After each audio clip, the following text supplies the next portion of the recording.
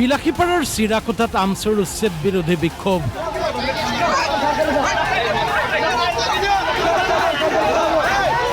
কেৱল সংখ্যালঘু সম্প্ৰদায়ক টাৰ্গেট কৰি উচ্ছেদৰ অভিযোগ।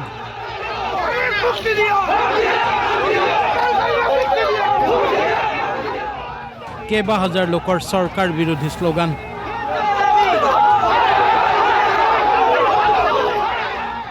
সভাৰ অন্তত আটক ৰেজাউল কৰিম চৰকাৰ সহ আমচু নেতৃত্বক।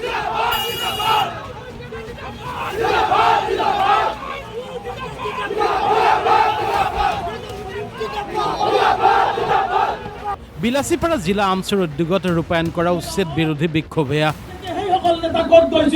কিন্তু মই সন্মুখৰ পৰা চিঞৰিছো এইসকল ভাৰতীয়, এইসকলক মুখ্যমন্ত্ৰীয়ে চাৰ্টিফিকেট দিয়া, খিলন দিয়া, এশবাৰ চিঞৰি।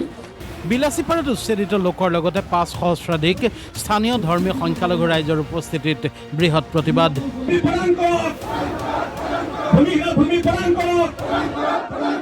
সভাত আমচুৰ কেন্দ্ৰীয় সভাপতি ৰেজাউল কৰিম চৰকাৰ প্ৰমুখে বিভিন্ন পৰ্যায়ৰ আমচুৰ নেতাই মুখ্যমন্ত্ৰী ডক্টৰ হিমন্ত বিশ্ব শৰ্মাক উদ্দেশ্যি অমানৱীয় উচ্ছেদ বন্ধ কৰাৰ তুলিলে দাবী। আজি এইটো আছিলে হিমন্ত বিশ্ব শৰ্মাই যি অমানৱীয়ভাৱে বিশেষকৈ ধৰ্মীয় সংখ্যালঘুসকলক টাৰ্গেট কৰি শদিয়াৰ পৰা ধুবুৰীলৈকে যি সংবিধানৰ বিৰুদ্ধে গৈ সুপ্ৰিম কোৰ্টৰ গাইডলাইন অৱমাননা কৰি কোনো মানুহক কোনো সংস্থাপনৰ ব্যৱস্থা নকৰাকৈ যি ধৰণৰ অমানৱীয় উচ্ছেদ কৰিছে ইয়াৰ বিৰুদ্ধে আমি কৰি আহিছোঁ।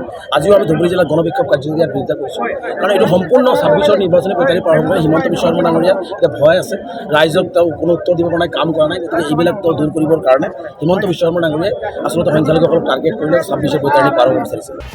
আমচুৰ অভিযোগ সংবিধান অমান্য কৰি বাছি বাছি সংখ্যালঘু সম্প্ৰদায়ৰ লোকক উচ্ছেদ কৰা হৈছে।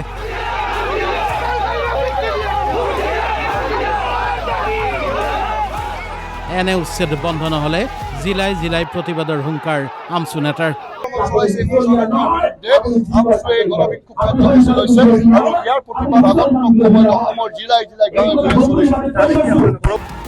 দক্ষিণ শালমৰা আৰু মানকাছাৰ যাবলৈ হ'লে বন্দুক ল'বই লাগিব বুলি মুখ্যমন্ত্ৰীয়ে কৰা মন্তব্যত আমচু নেতা ৰেজাউল কৰিমে প্ৰতিক্ৰিয়া প্ৰকাশ কৰি ক'লে, ইমান দিনে তাত প্ৰশাসন নাছিল নেকি? দক্ষিণ শালমৰা মানকাছাৰত ইমান দিনে হিন্দু মুছলমানে একেলগে বসবাস কৰি অহা নাই নেকি? তাৰমানে মুখ্যমন্ত্ৰী ডাঙৰীয়া দক্ষিণ শালমৰা যোৱা নাই নেকি? দক্ষিণ শালমৰাত DCSP নাথাকে নেকি? দক্ষিণ শালমৰাত হিন্দু ভাইসকল নাথাকে নেকি?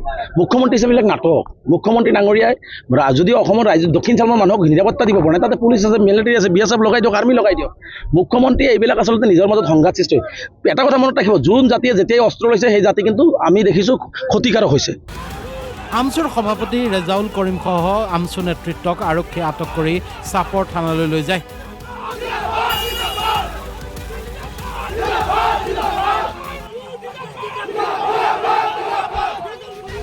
আমচু নেতৃত্বক আটক কৰা আৰক্ষীক বাধা প্ৰদানৰ চেষ্টা উপস্থিত একাংশৰ, তাকে লৈ হুলস্থুলীয়া পৰিস্থিতি।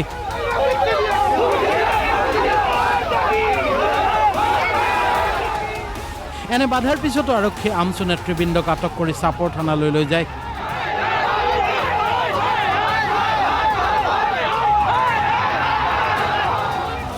চাপৰ থানাৰ বাহিৰতো আমচু নেতাসকলক শীঘ্ৰে মুক্তিৰ দাবীত ভিৰ কৰিলে একাংশই। বিলাসীপাৰাৰ পৰা বাপা চৰকাৰৰ ৰিপৰ্ট, DY365।